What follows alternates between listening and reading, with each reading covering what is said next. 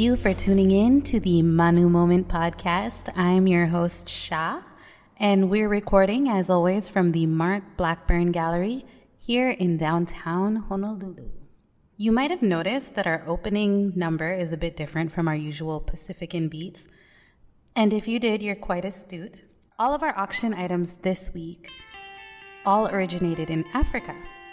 And oh my goodness, let me tell you about these 5 stunning listings.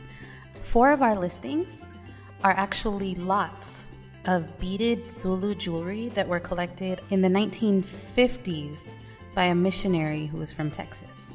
So a little background on handmade Zulu beadwork. It's a craft practiced by the women of the tribe. Usually older sisters will pass the tradition down to their younger sisters. Men are generally not involved in the making of bead jewelry. However, they do wear beadwork.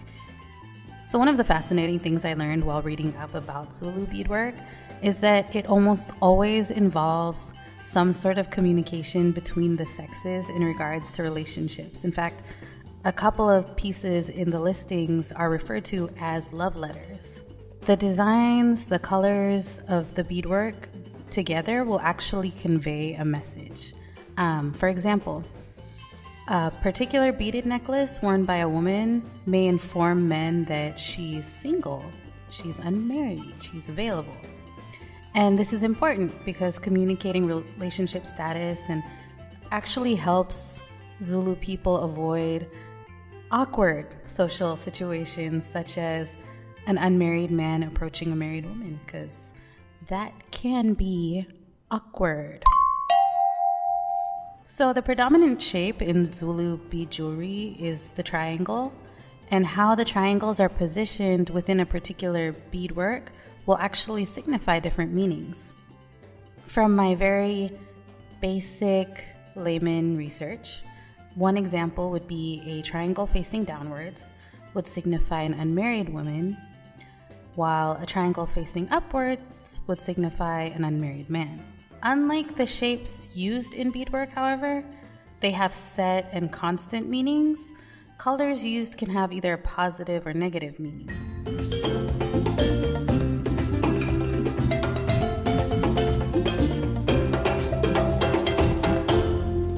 Now, if the Zulu jewelry lots were not amazing enough, because I think they are amazing, let me tell you about one of the rarest things we've ever had come through here.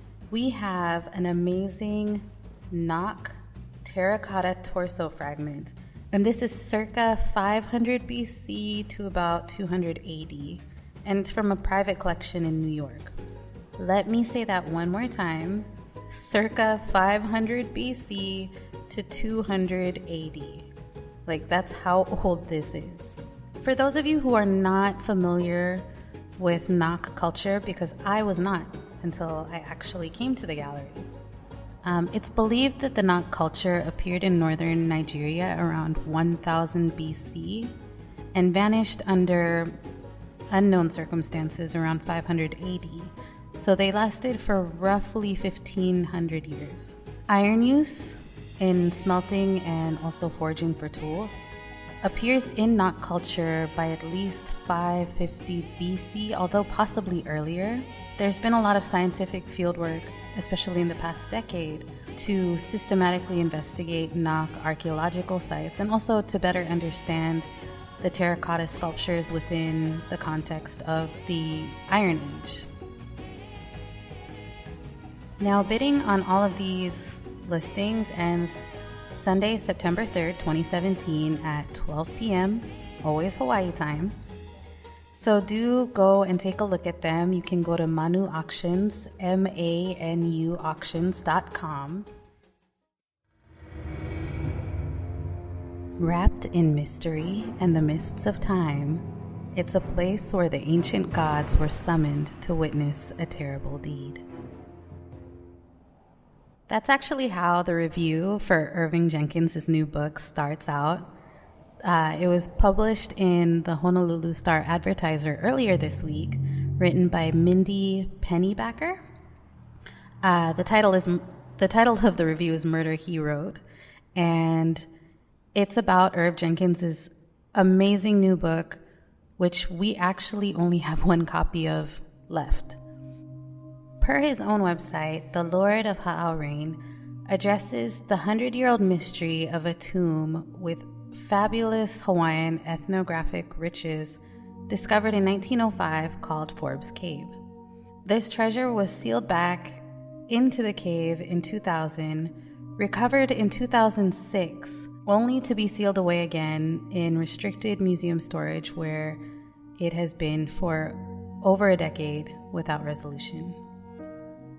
Jenkins's book was printed in a limited edition of 250 signed and numbered copies. We actually had 15 at one point, and we are down to one copy of this book. To purchase our one and only final copy out of the 15 we started with, you can go to manuantiques.com, or you can come down to the Mark Blackburn Gallery here in downtown Honolulu, 1003 Bishop Street, Suite 120. We are directly across the street from the Executive Center located between GNC and Argosy University. Also newly added to our book collection is Curve of the Hook. Per UH Press, Curve of the Hook is the long-awaited book on the life and research of Yoshihiko Shinoto, who was the senior anthropologist at the Bishop Museum.